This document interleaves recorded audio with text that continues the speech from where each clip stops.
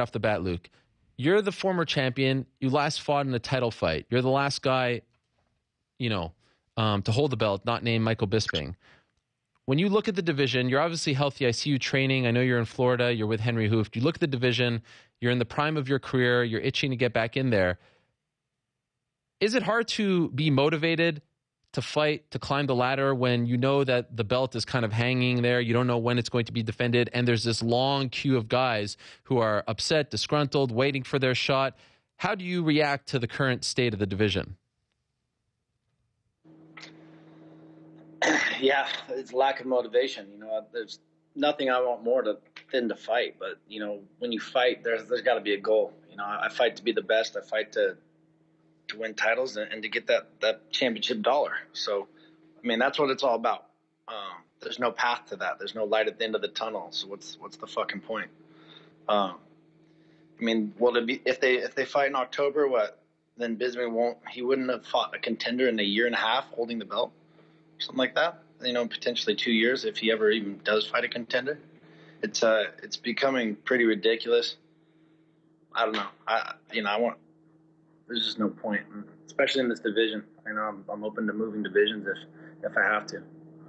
Has the UFC talked to you recently about a fight? Have they offered you anything of note? Yeah, no, I've been offered a fight. So I don't understand it exactly, really. They offered me Mousasi, and they haven't even signed Mousasi yet. So technically, how do I sign a contract that when a guy's not even signed to the company? Huh. Yeah. So it's an interesting tag. I like the fight, but I'm not going to go fight the best guys in the world without getting closer to a title or getting a title shot. I want my shot at the belt, and I'm not going to do it. I'm not just going to keep fighting these guys for nothing. So in other words, do you think that you're being kind of used in the Mousasi negotiations? Like they're saying you have this fight against Luke Rockhold, and once Luke agrees to the fight, then you can re-sign with us, and this is the big fight that you've been waiting, et cetera, et cetera. Like, is that what you're thinking is going on? I think it's definitely a ploy to sign him, I would say.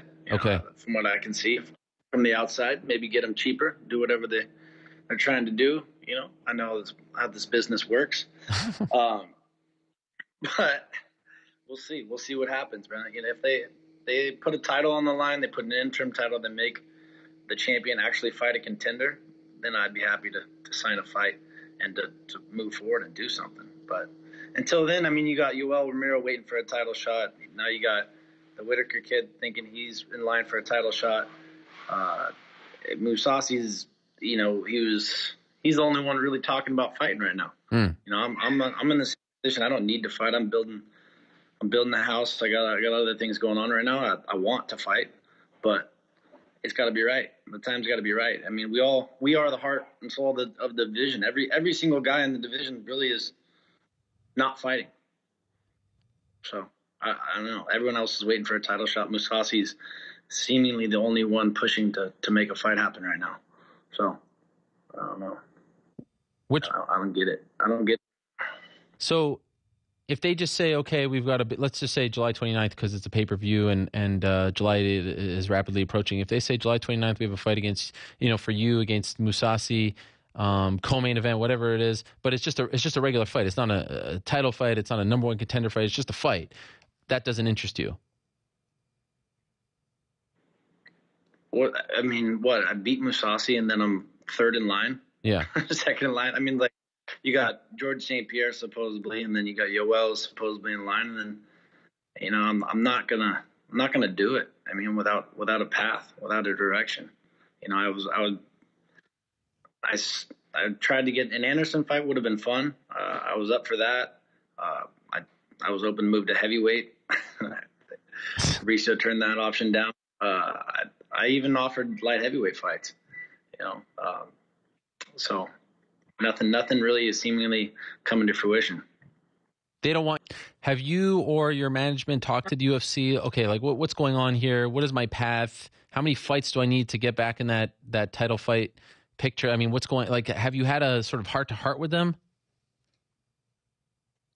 Heart to heart. What are you talking about? It's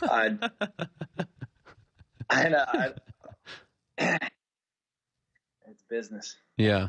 And get cutthroat at times, and you know how it is. I know I need to go win. I go put on the performance. I'm right there. So, but I go put on a performance, and I beat one of the best guys in the world, and there's no path to anything. So what's the fucking point? I mean, there's no point in staying in this division in this company. It's like, if they want me to, if it's just money fights, I'll do that somewhere else.